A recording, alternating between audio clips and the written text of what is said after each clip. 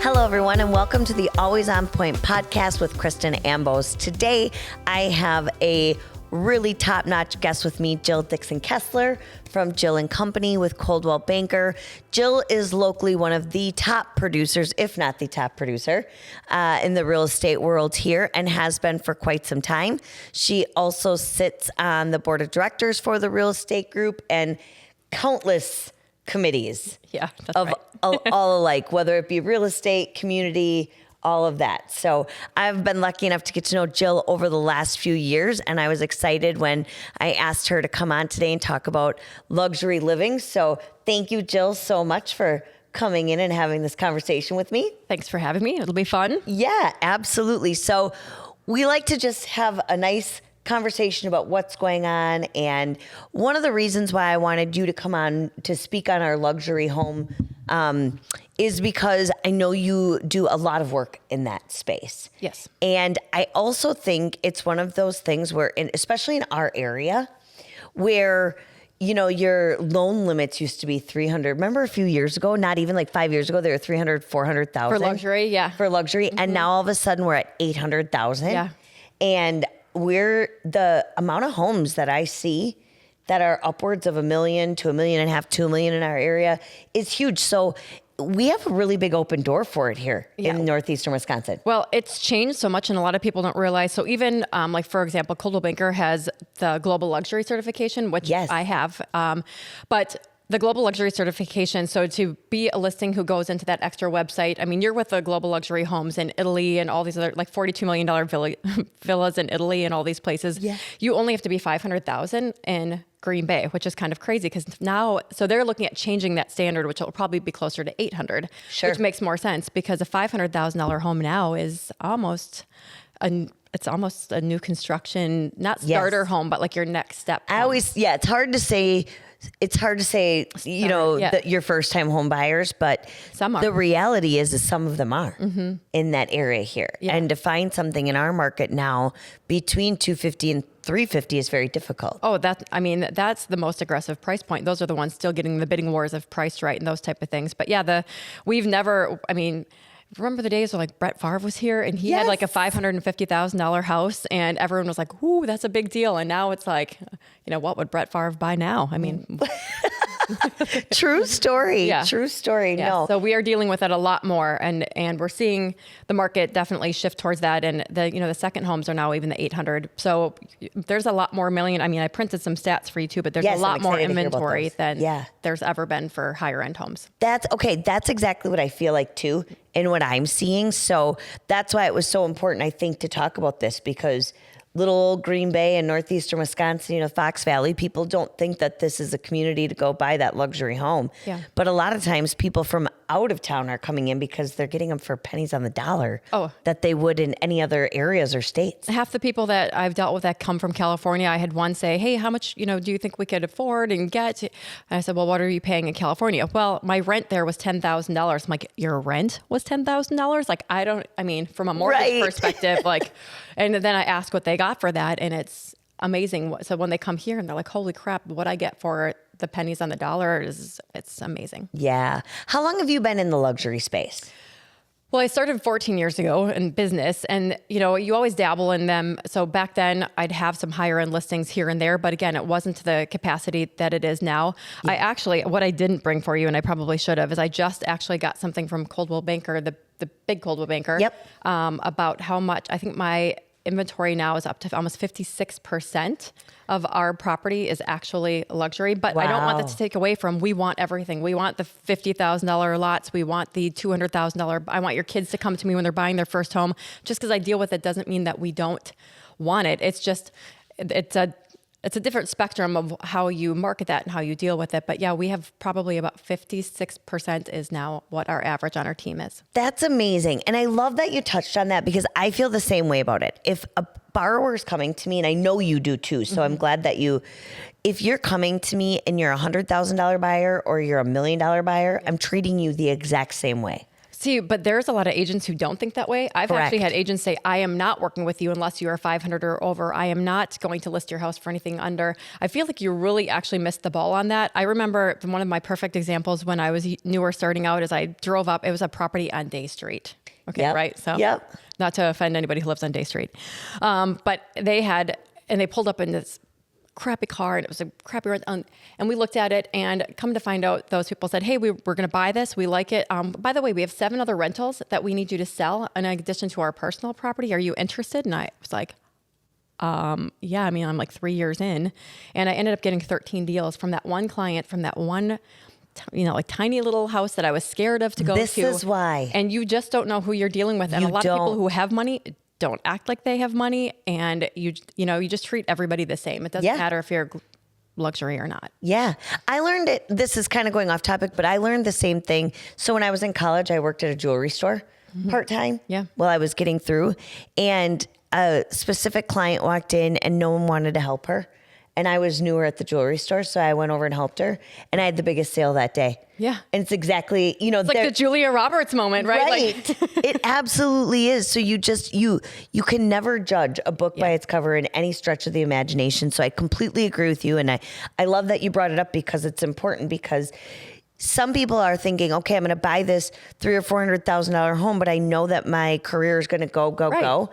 I mean, we just were working with a doctor that only bought a $400,000 house because they're just getting started, but eventually they're going to be in a luxury space, most likely. Yes. And having that client that you now have been able to earn that know, like, and trust with them at any capacity is huge. Absolutely. And I think you and I do deal with this all the time. When you're talking physicians, when you're talking even athletes, I mean, Yes. we have the Packers here. When you're talking athletes, when you talk physicians, when you talk young entrepreneurs, they're all starting, they're having that first home, but they will eventually be stepping Yeah. up into some capacity. And yeah, You just never know. So going back to the luxury side of it, which I love. So right now in our area, that's about 500,000 and above for global luxury. which will be, that's what the global luxury certification is Okay, to be on gotcha. that website. However, that would change. I would actually say if we were really looking at it, you're probably looking at, I'd say 800 and over. Okay. That's what I would consider luxuries, 800 and over. In this market, for sure. So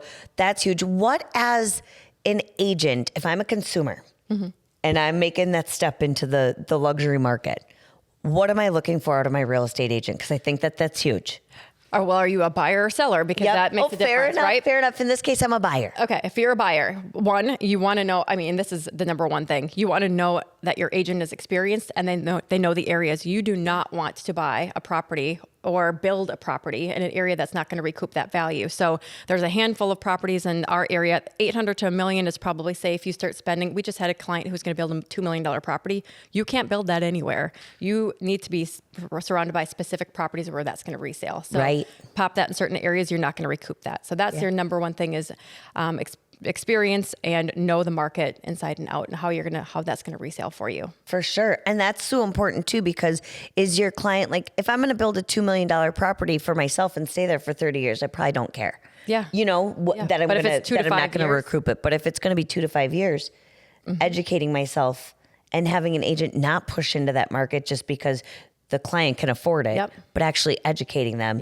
is huge. I'm a huge advocate for that. Right. Well, and then the other part of it too is some of the clients that we deal with. I had several last year who said, I'm looking for X, Y, and Z. Well, I looked and I couldn't find the aesthetic they were looking for. I reached out to a bunch of the builders that I had, a bunch of the people that I know, kind of pocket listings, if you will, Yep. and was able to get them about 7 properties to look at that were off-market properties that were willing to sell if they had the right buyer. So That's fantastic. Yeah. That's awesome. I love that. Yeah. So then if I'm a seller now, yep. what am I looking for in a real estate agent? From a seller perspective, obviously same thing, experience, knowledge in the market. Yep. But the other thing, like the biggest part to really separate agents besides reputation, which is the other big thing, referrals. Yes. About referrals, is the market analysis process. Have somebody come in, have 2 or 3 if you want, come in and do a market analysis. I mean, if they're not doing the homework on your property to earn your business from the beginning, what are they doing to promote it? So our market analysis, we do a walkthrough, then we're coming back, we're doing a presentation. The book is this thick, put yourself to sleep with it if you want, but We're pulling comps. We're pulling our marketing plan is in writing. Yes. Everything is there. Your expenses, whether you list with us for sale by owner, with another company, compare apples to apples. We want you to do that. Sometimes the agents will all come in with the same price, and then it's just a matter of figuring out who your best fit is. Yeah. But there's been several. I had an experience last year where it was a $2 million property, went in with my buyers, not a data sheet on the counter, nothing. So there's a big, beautiful pool, all of this equipment, a little pool house, and it had all this stuff. And we were asking, so I asked the agent, hey, can you tell me if this stuff is going to be included? Right. I'm not sure. I'll ask my seller. I'm like, it's been 6 months on the market and you don't know those answers to those questions yet? I'm sorry. I'm yeah. processing that. Yeah. So I'm hiring as a seller, I'm hiring this real estate agent who has done nothing to understand my property or get it out there. Doesn't even have the answers to what's, I mean, so for us, before we even start, we have 4 to 6 page global, like hard copy brochures. Yes. Inserts of about 8 pages about your property section, like every room by room, every detail on every living room, bathroom, whatever. Is it because some agents who are newer don't know the difference between granite or quartz? Yep. Sometimes we as agents have a hard time looking too, just to for sure. tell. I can see that. But we dumb it down. So every room is itemized with everything that's included, everything that the property has to offer, sprinkler system, how many zones, security system, all of that's listed out. So agent can walk through if we're not there, because most agents aren't. In our area, it's not like selling Sunset. The agents aren't there for every showing. The selling agents aren't following you around. It's not the BS TV shows that you see, which are not real. Right. But so basically, they can go through and they can help sell the property. We want that agent to be able to sell the property. So that's the difference right off the bat, is the market analysis, and then what are they going to do once you're in? And then it's everything from reels to marketing to videos. The bigger thing is we do activity reports. So every week we're touching base with our seller. You don't have to ask us. I was just going to say, talk to me more about what that is. So most agents are like, hey, I haven't heard back from my agent on my open house, or hey, is this normal? Like, we haven't had any activity. Every week we are using showing time to tell our sellers, here's what's new, here's what's sold. It wasn't just you, it was Christmas.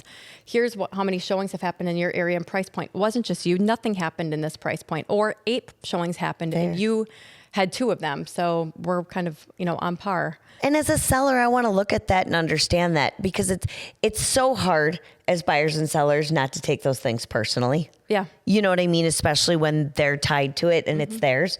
They want to be the one where everyone wants to see it and everyone's got something good to say about it. But if you never hear anything, you start taking that personally, you start second guessing yourself, price points, all of that. But if you're giving that feedback to them, that's a way for them to feel secure. Well, and just to keep in touch. I mean, the last thing you want to do is abandon them when you just got the listing and they're still hearing from their friends that they're getting multiple offers and all of those type of things. Well, if their friends are talking about the $350,000 price point, they might still be getting, but you guys are $700 in, a different area. So you basically have to just continue to educate and just keep in touch. They just want to, they want to know you care. So if you abandon them and they have to read, my rule of thumb in this business is if your clients reach out to you, you've waited too long. Yes. They should never be asking you what's going on with their listing. You should be telling them what's going on with their listing. If anything, you're probably, I probably contact them, I've been told by other people in the industry, because I just did this, and I'm going to segue to something. I just did this for my team and some other people.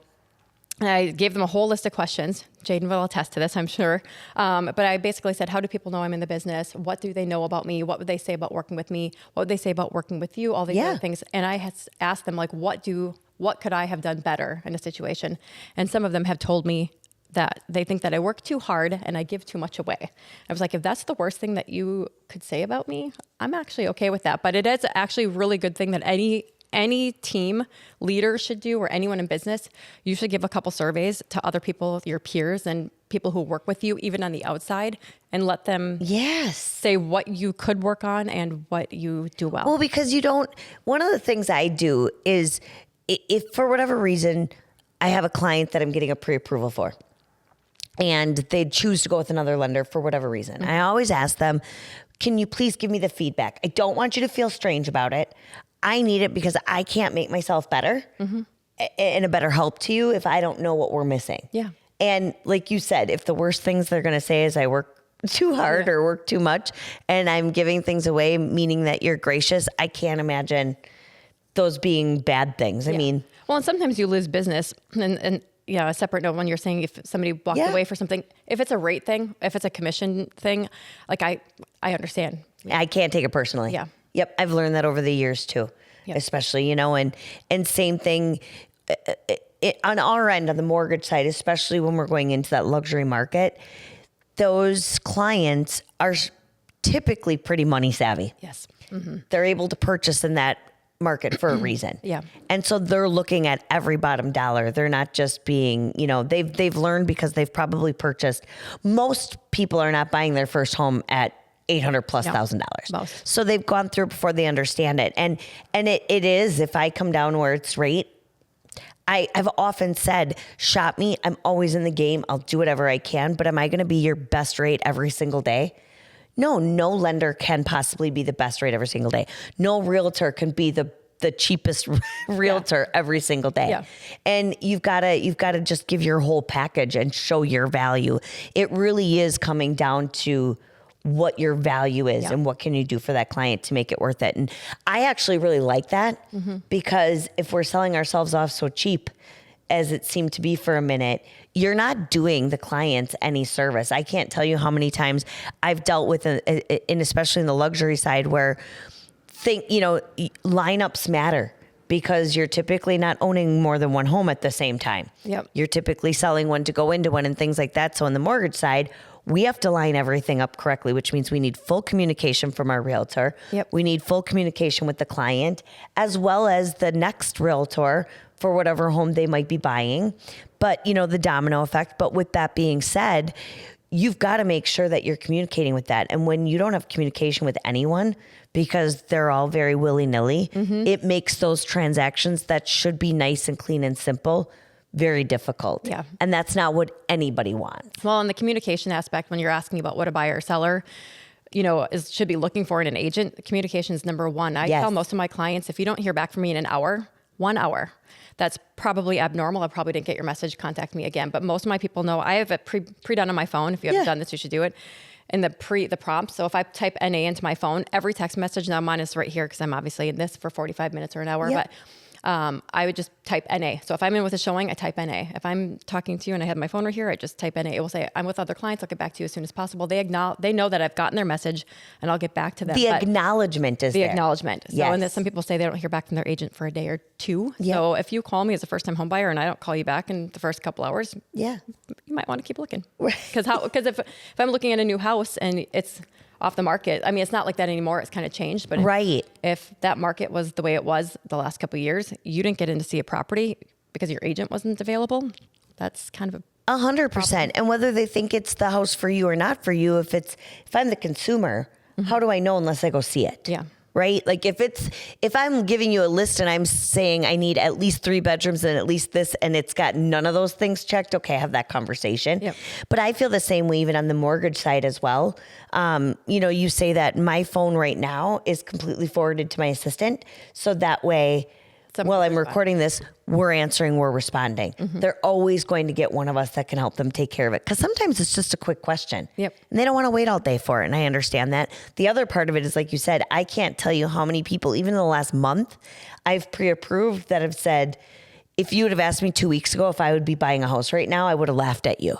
So as much as we can preempt people to say, get planned, get that pre-approval, a lot of times something showed up in their Facebook or their Instagram and all of a sudden it's the right one and it changes. And, nights and weekends, that's what I've always said. I try to be available as much as I can for the real estate agents that have these clients or for the consumers that they can get a hold of me and we can work with that because that communication piece is everything. Well, and you're right, because if something comes up on a weekend and you don't have that pre-approval, it's really hard for us to write an offer as an agent. And people don't realize that there's lenders, right? And then there's more like the banker's hour. So some people are on commission and they're only 8 to 5 Monday through Friday. They're not checking their phones at night and they're not commission based. We're commission based. Right. So yes, that's how we make money. Our job is to make sure it's getting done by you the best way we know how. And the reason, the way it works for longevity, and I always say this is, as long as you keep that consumer happy, and you give them everything they need and they remember your name, there's your livelihood. For the rest. You don't then need to sell just to make money because you're going to get that repeat business. So for sure. Any last minute stats you want to share with us? Well, you had asked me to give just a little update on what is going on. Would love to hear it because I'm always interested in this. I'll put on my glasses. Such an old lady now. All right. So if we look at just the 800 and up, and I didn't even cap it out, but I just did 800 up in the whole Brown County area. There is currently 24 properties for sale. Okay. And that's 800, and that top property right now is $3.9 million. Wow. I did not know that. 3.9 million. But that's quite a few to choose from if you're in that over 800 category. 13 of them are over $1 million. Okay. Wow. Right? And then I just love it for our community. Oh, I love it for our community because we're growing in those areas. I agree. Now those 2 and 3, there's a couple that are in the 2s and 3s. Those take a while. Yeah. To be honest, certain properties they might take a year, 2, 3 years to sell. So expectations have to be managed there. But also communicated. So as long as you're communicating that and not promising them that it's only going to take a month and then 6 months later they fire you and you're surprised why. Yep. Yeah. Brown County in the last year from 800 up, they had, what do we have? We actually had 64 properties from all realtors and the RAW. 16 of them were waterfront, 15 had at least 2 acres. So you got about 31 properties, so almost half. Yeah. I'm good at math. Almost half basically were the waterfront or the acreage piece. And that makes a difference when you have those luxury properties. Absolutely going to comment on that because that's also then pretty good options because some people they either want land or they want water. They typically don't want land and water. And there's always going to be 1 or 2 out there that's like, yes, I want it all. And I love that for you too. But and the majority, the rest of those, the fastest ones that are going to sell, East of Pier.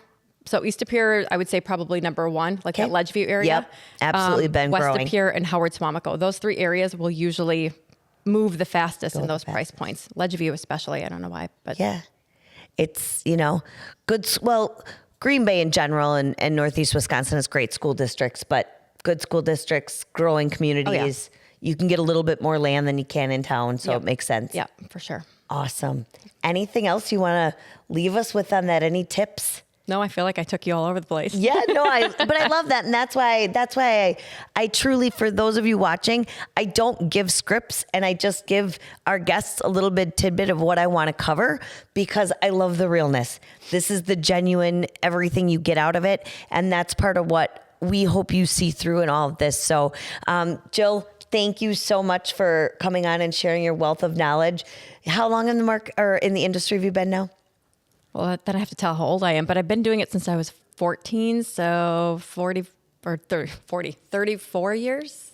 Dang. 33 years. Goals, man. Goals. Yeah. No, that's amazing. And you've got a killer team on your hands. So thank you so much, Jill Dickson with Jill & Company from Coldwell Banker. She will be, I'll have all of her information. So you can please just look at that or reach out to me and I'll make sure to get you a hold of her if you are looking or have any questions in that luxury space. We look forward to seeing you again on the Always On Point podcast with Kristen Ambos.